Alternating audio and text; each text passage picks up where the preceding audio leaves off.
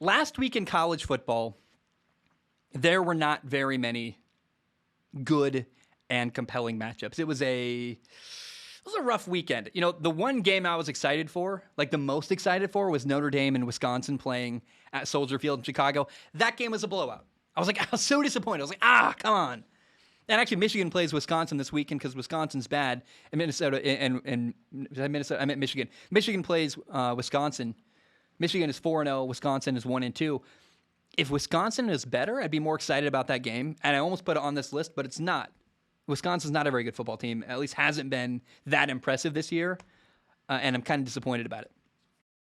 This weekend, college football week 5 is exactly opposite of what we saw last week in college football. Last week, it felt like the big programs took a week off, played a bunch of cupcakes. This weekend, there are so many good games. It's incredible. I don't even know what to do with myself. I can't cover them. Not really. I can mention them, and I'll probably try to do a topic like saying what happened and sharing my thoughts based on that. And I'm going to have games on all day Saturday, but I can't do a breakout of 10 college football games. But these are 10 games that should be on your radar this weekend. If you're watching TV, maybe you pick one and watch them. Maybe you wait till they get going and you're like, hey, that Fresno State-Hawaii game is really interesting, and you turn it on mid-game or you record it. I don't know. But if you can watch one of these games, you will be very, very happy. Game number 1, number 12, Ole Miss at number 1, Alabama. Lane Kiffin used to be the offensive coordinator at Alabama, and this will be his second time playing them as the head coach of Ole Miss. Mississippi. Is it Mississippi University or University of Mississippi? I don't know. They just call it Ole Miss. It's kind of funny. Last year, he lost 63-48 to Nick Saban in Alabama. But this year is different, I think.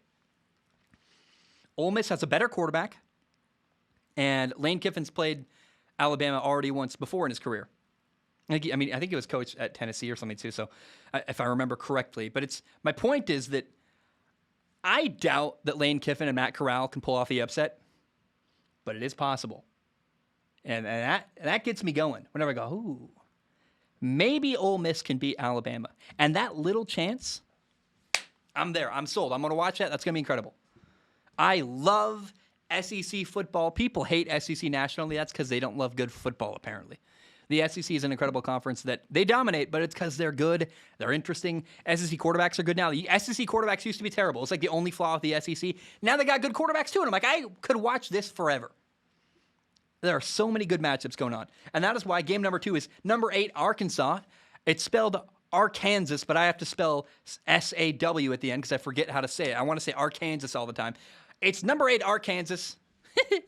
At number 2, Georgia. 2 undefeated teams. Last week, Arkansas beat Texas A&M, who is the number 7 team in the nation at the time of the game. Arkansas, Georgia should be fun. I got to say I'm rooting for Arkansas. I'm going to say Arkansas forever, and I'm going to annoy people from Arkansas. I want to see Arkansas do well. Arkansas, weird state. They're a dry state in many parts of many counties of their state, but it's beautiful. Like, Arkansas might be the most underrated state in America. Like, the hills they got going on, beautiful, like, forested hills. Really, go look at pictures of rural Arkansas. Look up Arkansas hills. Beautiful. Game number 3, number 6 ranked Oklahoma at K-State, Kansas State. Kansas State has beat Oklahoma 2 years in a row. Their coach, Chris Kleeman, used to be the coach at North Dakota State. He dominated there at NDSU. So you have a team, K-State, who's beat Oklahoma 2 years in a row, and you have an Oklahoma team that's down, that is not as good as they normally are. They barely beat Tulane. They barely beat Nebraska. They beat West Virginia by 3 points. I cannot believe they're still the number 6 ranked team in the nation. I think this is an upset alert. Oklahoma's overrated, and K-State might beat them this weekend. Let me call my shot. I'm guessing. I have no idea. But K-State's going to beat Oklahoma. There you go. I gave you the soundbite everybody wants. Keep your eye on that. K-State hosting number 6 ranked Oklahoma could win. Game number... Oh, my notes are all out of order. Well, let's just talk about... So that's game number 3. Game number 4... There we go. I'm back on track. Boston College plays number 25, Clemson. And if Boston College wins, I'm not sure you can call that an upset. Because Clemson plays good defense. Brent Venables, their defensive coordinator, is fantastic. He is paid very well, and he deserves it. But the quarterback, DJ Uiagalelei in Clemson, has been very, very disappointing. I thought he was an NFL quarterback. I was like, I'm excited to watch this guy. And now I think that DJ Uiagalelei is just big. That's it. He's a big guy. He throws an ugly ball. He's not very well prepared. Very, very unimpressive. I think Boston College might beat number 25 Clemson at Death Valley, by the way. Clemson's hosting. Keep your eye on that game. Unfortunately, Boston College, Phil Yurkovich, their starting quarterback, got injured a couple weeks ago. But the backups played pretty well. So keep your eye. If Boston College wins, I'm not sure that's even an upset because of how disappointing the quarterback situation for Clemson has been. Then you got number 22, Auburn at LSU, an SEC battle. I've heard people say that Bo Nix is the best quarterback in college football. Is that satire? Or have I just not been watching Bo Nix? I remember watching Bo Nix as a freshman, and he looked pretty rough. And then I watched Bo Nix play Penn State, and I was like, this dude can play. It's a good ball. That's a good ball. That's a good ball. Huh, okay. It's very possible Bo Nix suffered because he played really early, and instead of getting better at practice, he was getting better on live national television. And people, once you make a first impression, people never forget that. Bo Nix might be great. I want to watch him against LSU. I'm going to learn a lot about Bo Nix this weekend on the road, the other Death Valley at LSU. I would rather watch a game at LSU, by the way, than Clemson. LSU Stadium, a night game there. Oh, my goodness. It is unbelievable. It is terrifying. That is a beautiful stadium. I want to watch a game there someday. In fact, I think in the SEC, LSU is the number one stadium I'd most want to go to. I'd also want to go to I guess it's Sanford Stadium. Is that what it's called? In Georgia? Tuscaloosa would be cool, but Death Valley, LSU, that is the place I most want to go watch a game in the SEC. Arizona State at number 20, UCLA should be fun. You got two good quarterbacks, Dorian Thompson-Robinson for UCLA, Jaden Daniels for Arizona State. Both are 3-1. That's going to be a good, fun game. Then you got number 7, Cincinnati at number 9, Notre Dame. Notre Dame probably wins. They're playing at home. I can't believe that Cincinnati is ranked higher than Notre Dame. That feels weird to me. I'm very surprised by that. But this is a big opportunity for Cincinnati, a growing, building football program. They got a good head coach. They got his guy who used to be at Ohio State who learned his lessons. He's doing great now at Cincinnati. Forget his name. Blanking on it right now. They got a star quarterback, Desmond Ridder. He's a senior. He's super talented. Desmond Ridder's a guy that I would spend an NFL draft pick on him. I think he's got enough potential where I'm like, I can coach this kid up and make him to a good football player. He's a competitive MFer. I really like Desmond Ridder.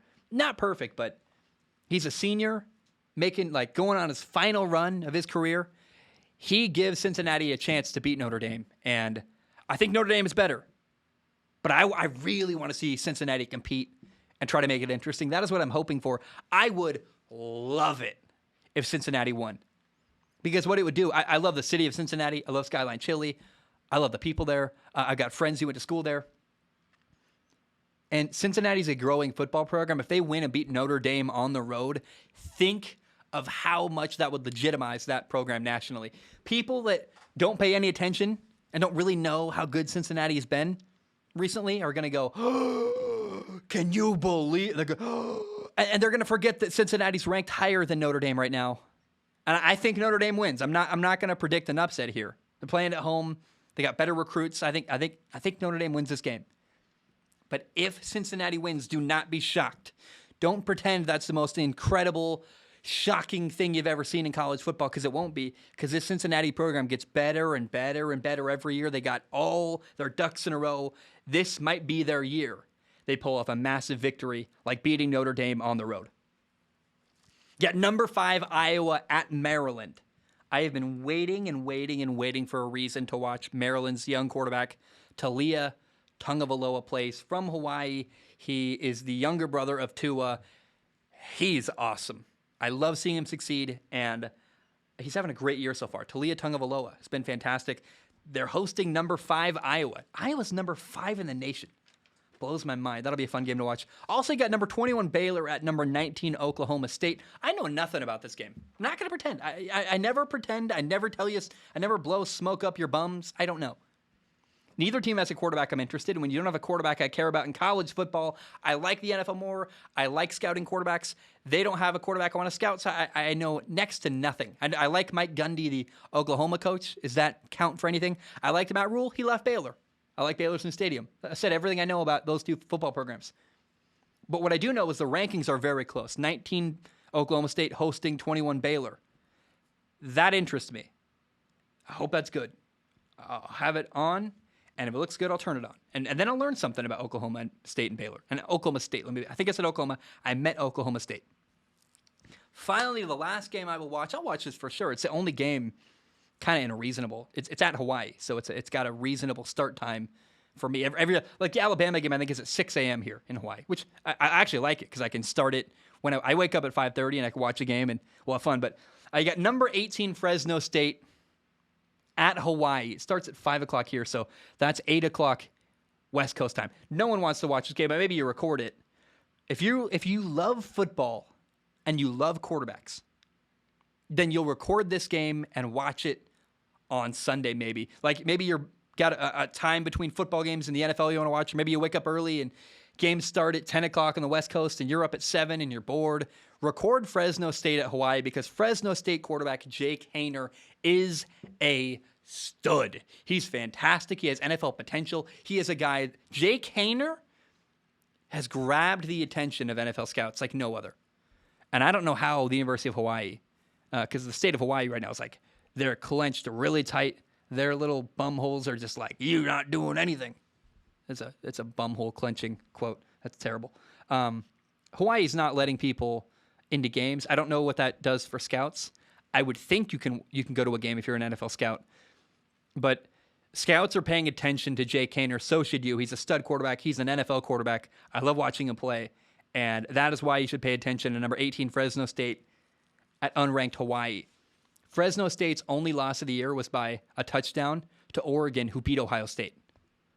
So the law of translation, whatever that's called, the transference, whatever. There's some term in math that I forgot. I forgot everything I learned in math. I topped out at like algebra 2, and I don't remember anything. Math is so helpful. I use it every day in my job. Am I turning into a stand-up comedian who talks about sports? I hope not. Maybe I'm turning into Norm Macdonald. I'm fat. Pay attention to Jake Haener. He's a fantastic quarterback, and that is why you should pay attention to Fresno State at Hawaii this weekend.